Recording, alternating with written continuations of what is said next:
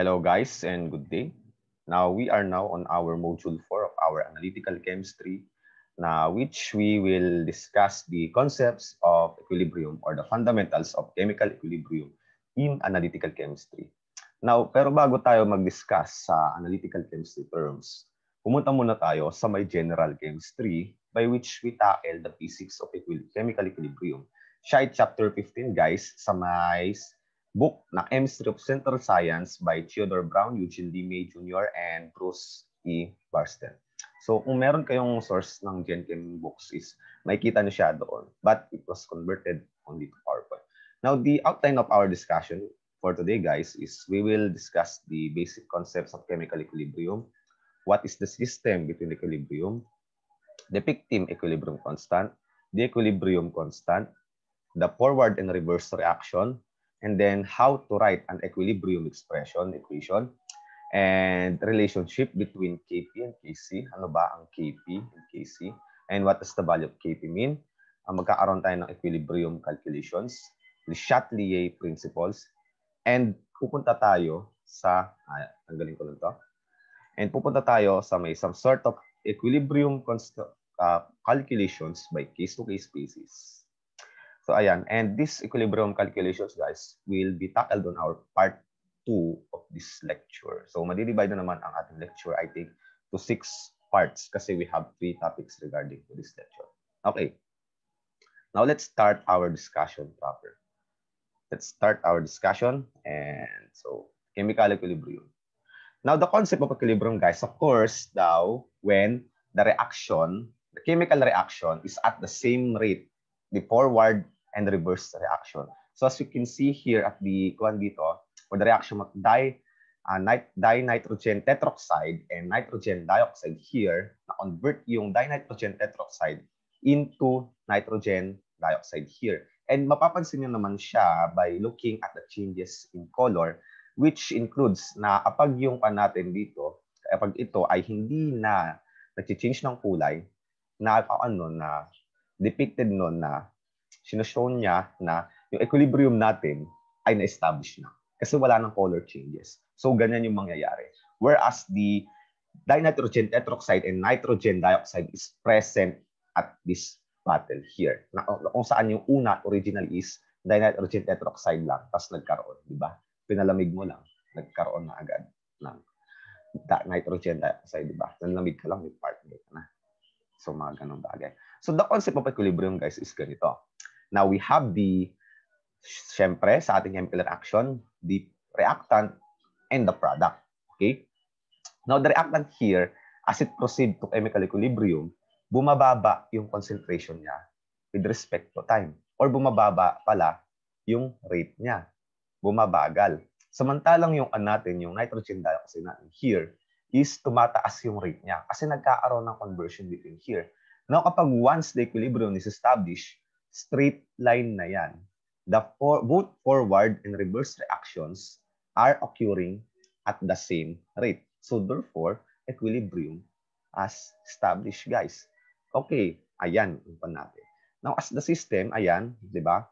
Both forward and reverse action at equilibrium, the forward and reverse reaction proceeding at the same rate. Same rate na silang nagkuhan natin. So, ayan, the rates are now equal when our reactions at equilibrium. Now, over the equilibrium, guys, is meron din tayong hindi naman nagtutugma dito. Hindi naman nagtutugma sa ganito natin. Meron din tayong type na equilibrium na hindi sila mag-meet. Ang point lang, guys, sa equilibrium natin, guys, is, okay, let's consider this. Consider naman natin yung amount ng atin. Kung kanina dito ay rate, dito naman is yung concentration or the amount. Now, dito, we have the reactant na dinitrogen tetroxide. Now, as the reaction passes by here, kung isa may first slide kanina, second slide kanina, bumababa yung concentration niya. And at the same time, habang bumababa yung concentration niya, kasi guys, is nagkakaroon kasi tayo ng nitrogen dioxide here. And then they will meet in a certain point of area here na kung saan equal yung concentration nila, but hindi naman yun yung tinitignan natin. Ang tinitignan natin dito, guys, is yung natin dito. Yung conversion ng kinalang concentration here. Now, once the equilibrium established, hindi na sila madadagdagan hindi na sila mababawa. Hindi na mababawasan itong reactant.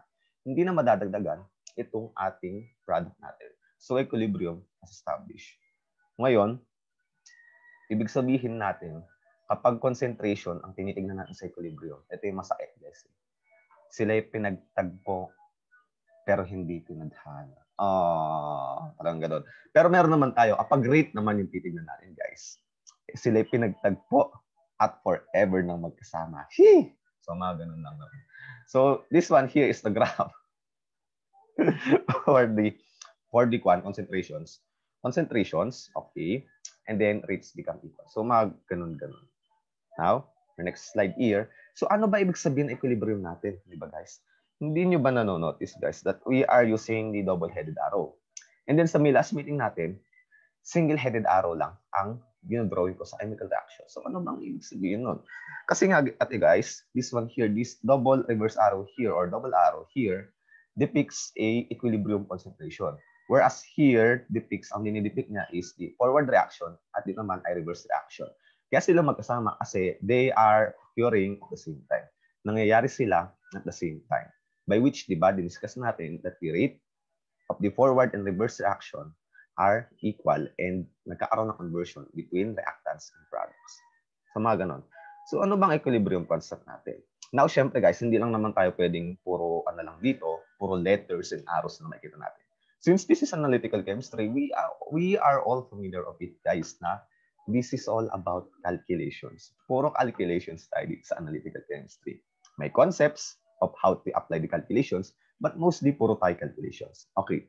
Now, ito, as discussed kanina, di ba? Ang equilibrium constant natin dito is pinagsamang forward and reverse reaction. When we look at the forward reaction, the dinitrogen tetroxide will convert into nitrogen dioxide.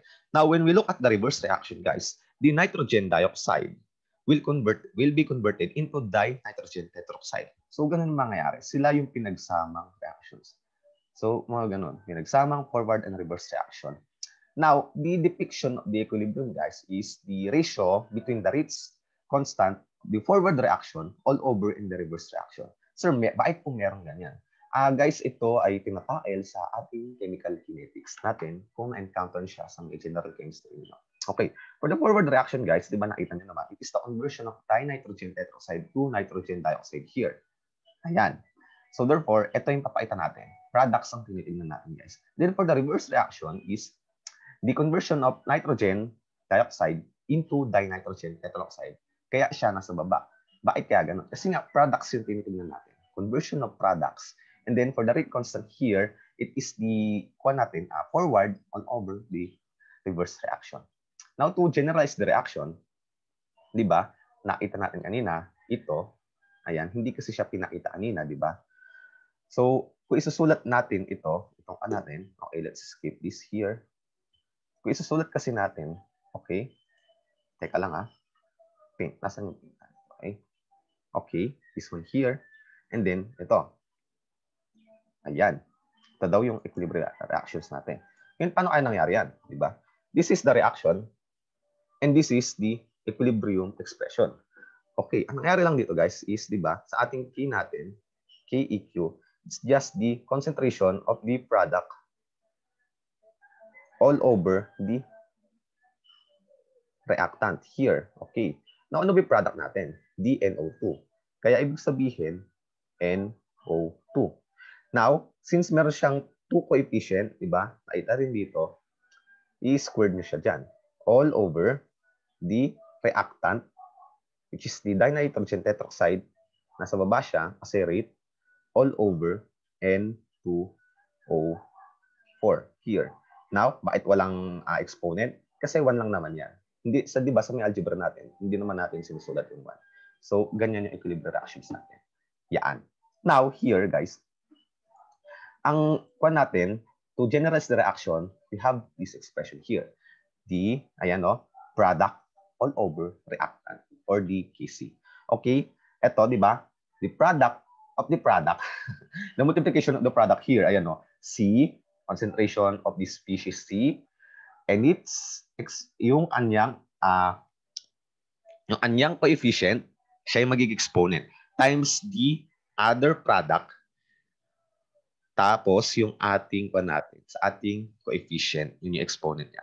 And then, doon din sa may same pa natin, sa may reactant natin is the concentration of A, exponent A, and its coefficient, times the B, concentration of species B, tapos yung coefficient niya, doon yung exponent niya.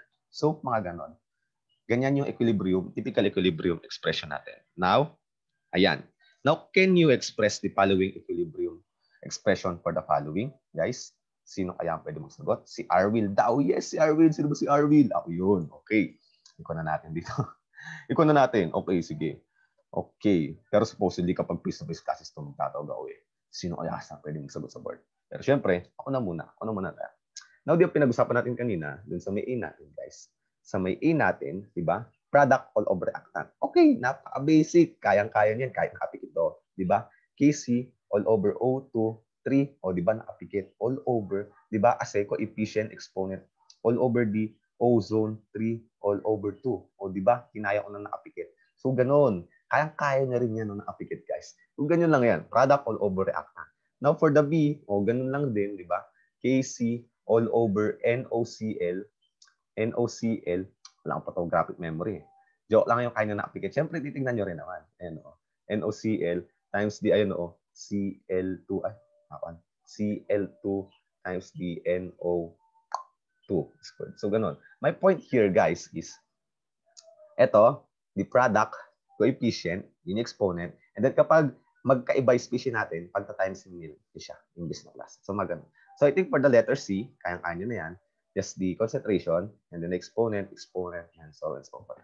So, ganun ang pag-express ng ating equilibrium concentration. Okay. And remind ko lang, guys, this is just the basic.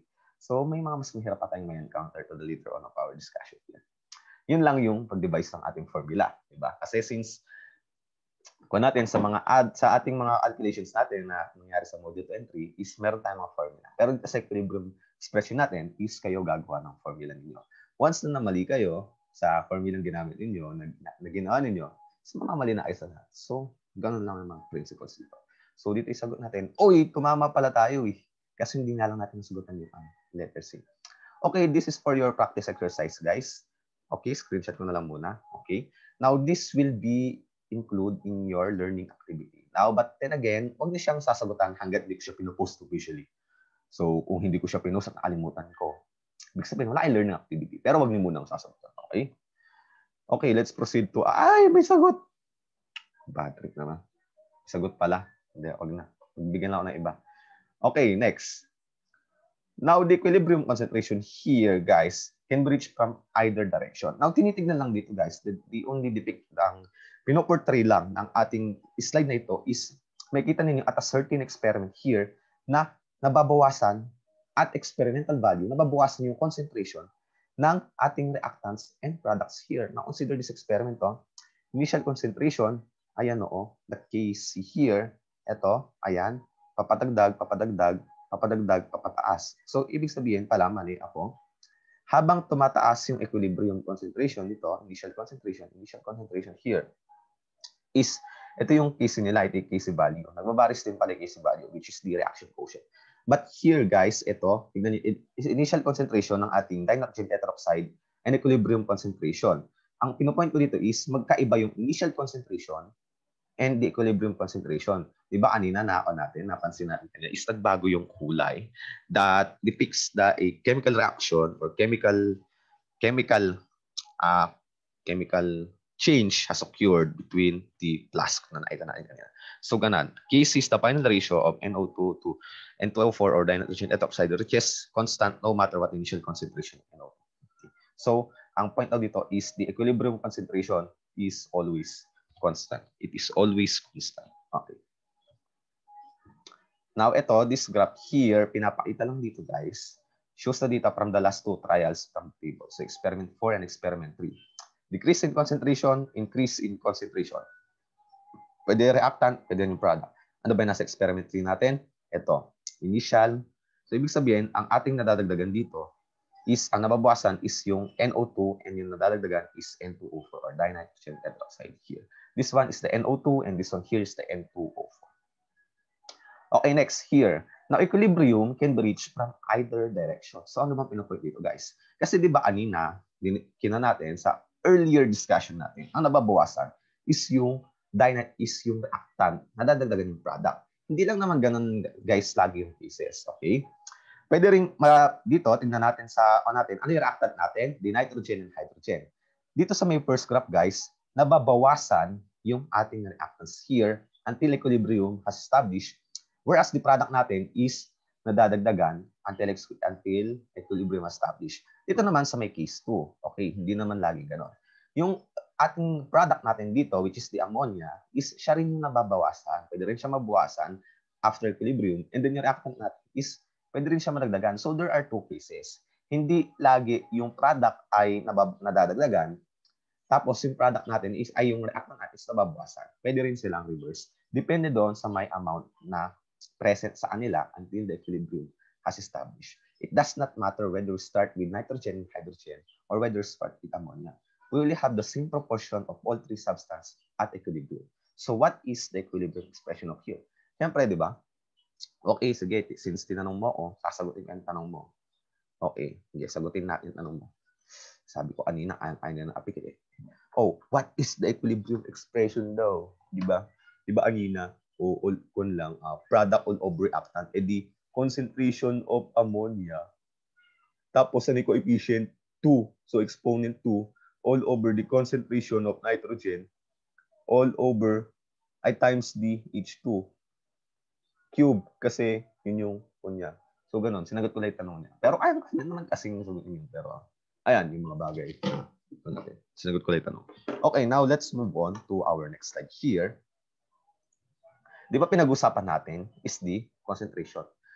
Sir, ano po ba yung concentration natin? Concentration, di ba, sa ating equilibrium, ang ginagamit yan is molarity. Molarity po yung ginagamit natin sa equilibrium concentration. Now, syempre, when all the species or the chemicals present in our system, ano bang ginagamit natin, di ba? It exerts pressure, di ba? Gas law. Now, kapag in terms of pressure naman yan, guys, ito yung general formula. Ganun lang din naman. Pero hindi tayo gagamit ng bracket. But instead, we will use the P subscript D for species D. Tapos ganun din yung exponent. Okay? D small letter D lang din. And so forth. Pero bakit PEAP dito?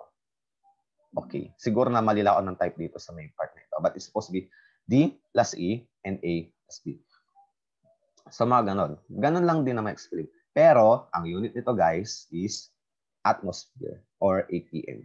ATM. Okay.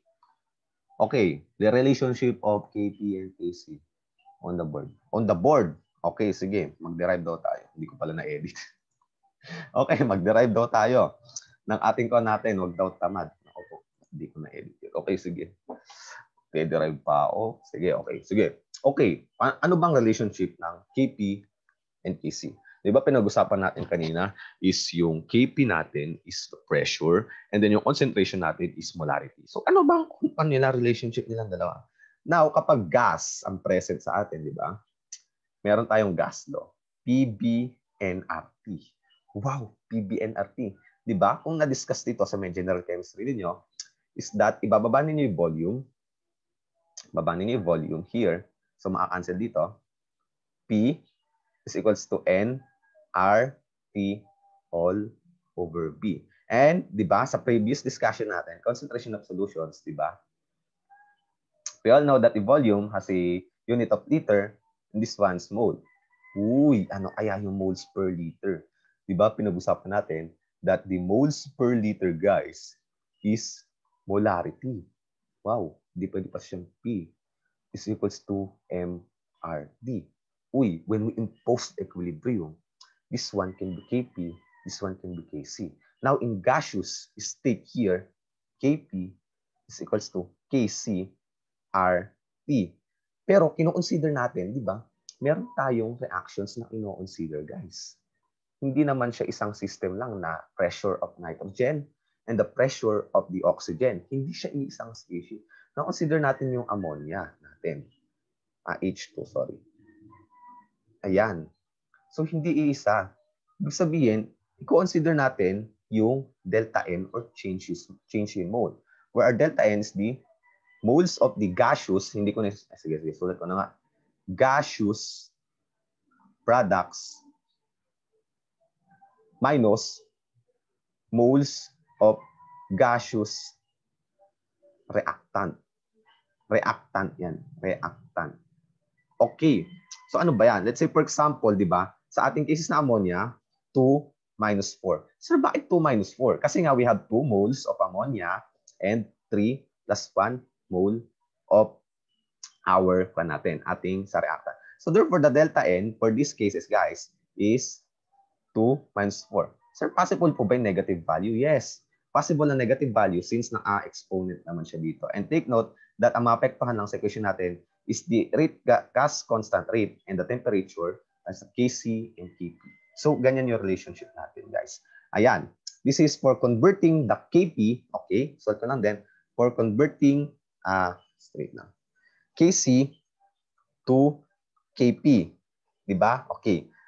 Ito yung formula natin. Kp is equals to RT delta N. Now, kapag naman Kp, convert niyo sa Kc, ibababa niyo lang ito.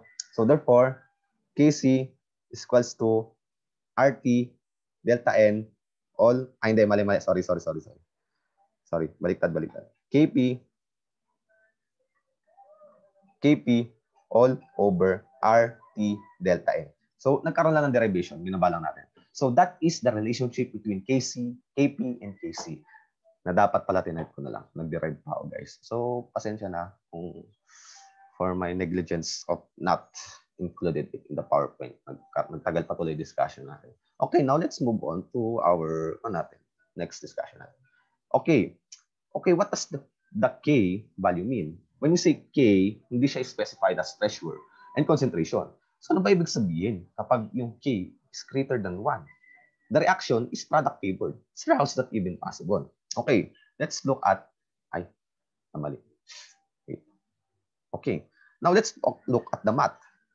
Okay, let's look at the math here. So, how is this even possible? Na bakit ito yung principle natin? And then dito naman, okay, sige. Wait lang. Tapos dito sa may isa natin, if K is less than 1, the reaction is reactant favored. Reactant predominates at equilibrium. So, how is that even possible? Akala po ba same rates sila? Diba, napag-usapan natin na there are two types of concentration. Saan equilibrium. Kung saan, yung product pwede convert into reactant and reactant can convert into product. Pero nagbabase din yun sa may equilibrium concentration lang. Now, consider natin yung math natin. Mag-math tayo. Let's prove it into a mathematical equation natin. Diba? Okay. We all know that the Kp, K, okay, let's be general here. K, di ba, is product, concentration of product all over reactant. Di ba? Sabi, mas malaki daw yung value ng product natin. Okay, let's say the product is 3. Since mas malit siya, 1. Okay, 3 divided by 1. Oh, di ko alam. 3. So, mga ganun. So, product is the dominant here. Kaya, K is greater than 1. Mapagbalik pa rin natin. Okay, another K. Product. All over reactant. Tignan natin yung mathematics. I-prove natin siya mathematically. Okay, K is less than 1. Tapos, reactant favored daw siya. Reactant predominates. So, bakit ganun? Kasi mas madami daw yung value ng reactant natin kaysa sa product. Now, pagbalik ta rin natin. The product, di ba? Product is 1 and your reactant is 3. So, ilan yan? 0.3333. So, K is less than 1. So, that proves the principle, this principle mathematically.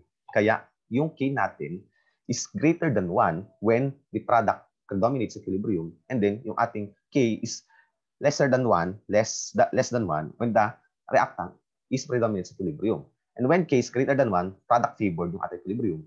And yung ating ko natin is yung K natin is reactant favored kapag lesser than 1 kasi nga mas dominate yung reactant natin. So that's prove it mathematically. Okay. Next. Okay, the equilibrium constant concentration, di ba na-discuss natin kanina, ganito lang yan. Okay. Di ba? Product all over reactant. Okay? So ganito equilibrium expression. Ito yung constant value. No, kapag binaliktad nyo siya, di ba?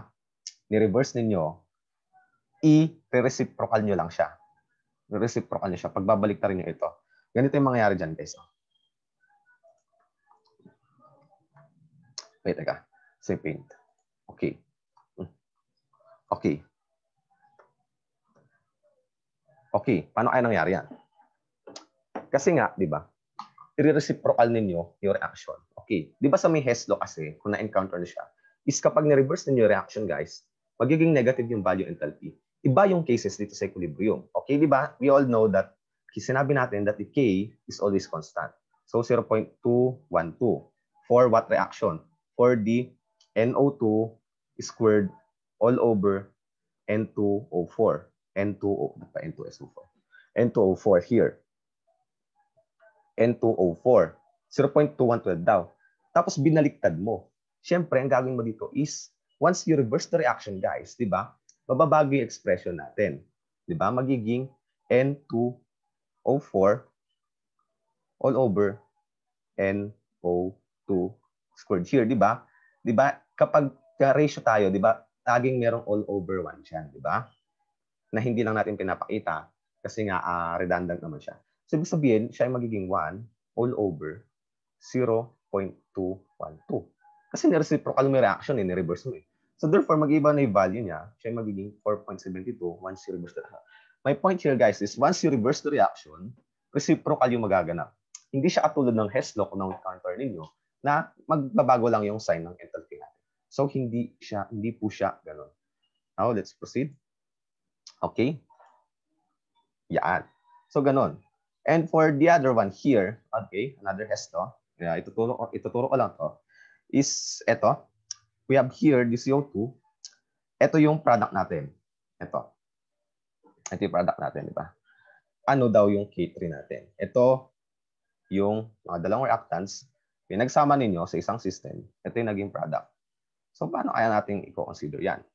Now, ang gagawin natin dito, guys, for this problem here, okay, we are manipulating the equilibrium concentration here.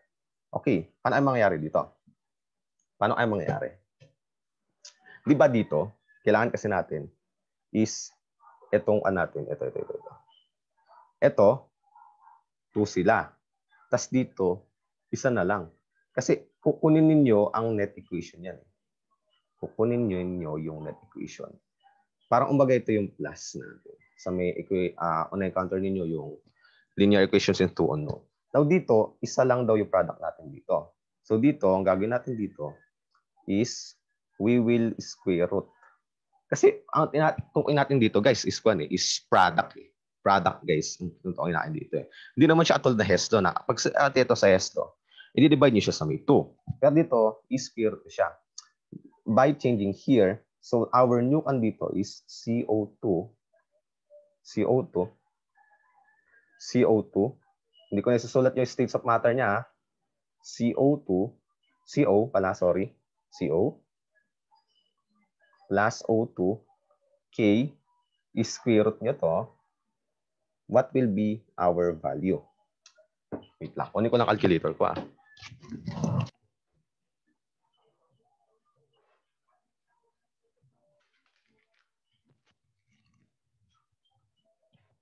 Okay, the value here, guys, will be square root of 1.6 times 10 raised to negative 11. Siya ay 4 times 10 raised to negative 6.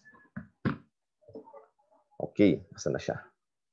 4 times 10 raised to negative 6. Ito, nangyari dito, kung mapapansin niyo, water is nandito. Diba? Nandito yung water natin. Kung nandito yung water natin, therefore, nagkaroon siya ng reverse. Anong nangyari dito? Sa K2 natin, sa K2 dito, is nagkaroon siya ng reverse. Then after reverse, in-square root nyo pa siya. In-square root nyo pa siya. Diba? Ito. In-square root nyo pa siya. So it's a two-step process. Kasi nga, diba, sa product natin dito, isa na lang H2. Tapos nag-reverse ka pa. Ibig sabihin, ang mangyayari dito, okay, ang gawin na lang natin dito, to be shortcut here, 1 all over 1.3 times 10 raised to negative 10. Ang value ng K2 natin will be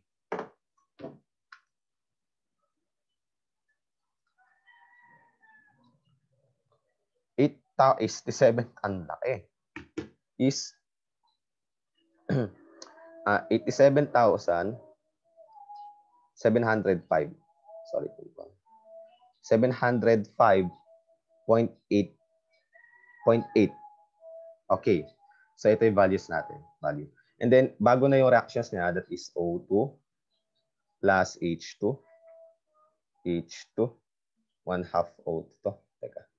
Ito pala 1/2. I forgot to include kasi dinivide siya sa 2. Then 1/2 here. Tapos, divided by 2. H2O all over the K2 equals to 87,705.8 here. So, maa-cancel to. Saan pa maa-cancel? CO2. Wala nang maa-cancel. Wala nang maa-cancel. So, ang ating product here is CO2 plus H2 equilibrium at CO plus H2O. And then K3, ano daw yung value niyan? You just multiply these two values here. So, multiply ko na siya. 3.5, wait lang, times 4 times 10 is negative 6. That will be, the value is 0.35. Ayan. So, take screenshot, guys, para maano ninyo. Point ko dito, guys, is kapag magmanipulate kayo ng equilibrium constants here, kapag ni-reverse, okay, teka lang ha, dali lang, okay. Kapag reverse, okay, reciprocal. Kapag naman divided by 2, kapag ilan yung na-divide sa kanya, yung divisor, the divisor here, let's say this one is x here, na-depende doon sa may square root niya na x doon. Kung na-divide siya sa 3, so therefore cube root. Kapag na-divide sa 4, to the 4th root. Pero yung anina, square root ang ginawa natin. Square root lang yan. Okay, so mga ganun lang. Yan yung principles natin dito. So let's go back to our discussion. Ayan. Tingnan natin kung tumama tayo. Okay? For our last topic here is the Chatelier's principle. Right? Le Chatelier's principle. Kasi French daw yan eh. French. So okay, ang point daw dito is the relationship between the reaction quotient and equilibrium expression here. Now, it is a shift between the reaction quotient and to equilibrium concentration to achieve equilibrium. I know, it's a system of equilibrium, and it is disturbed by change in temperature, pressure, or the concentration of one of the compounds. The system will shift its equilibrium position so that it can counteract the effect of this disturbance. So, kapag nag-apply ka ng stress, ika-counteract niya, mag-a-adjust siya doon para mapag-adjust siya doon sa may stress. And what are those stress natin? Ang stress sa may equilibrium natin can be temperature, pressure, concentration of one of the components or the concentration. Consider natin to. Okay, pictures below is the system between A plus B is equals to AB. A molecules as red, B molecules as blue. Now, click to add more A to add more stress. Uy, walang simulation. But the point here, guys, is kapag nag-add ka ng A, so magkakaroon ng kanyan, kapag nagdagdag ka, mag-shift siya into right.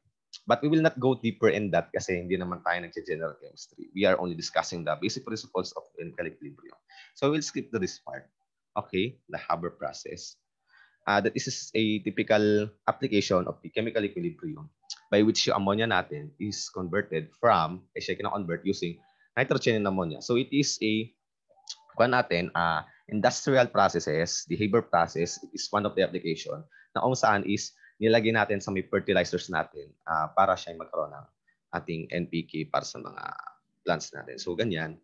One of the applications of chemical equilibrium is the Haber process. The process between mixing the nitrogen and hydrogen to convert ammonia, and then yun daw ay nagkaaroon ng equilibrium. So ganon ang mangyayari dito. And we will have to the equilibrium concentrations. Now, this equilibrium concentrations, guys, will be discussed in the part 2 or I think part 3 of our lecture, guys. So this is it muna. I'm gonna rest muna a bit to make a lecture for part 2 and see you in the next part of our lecture, guys. And goodbye.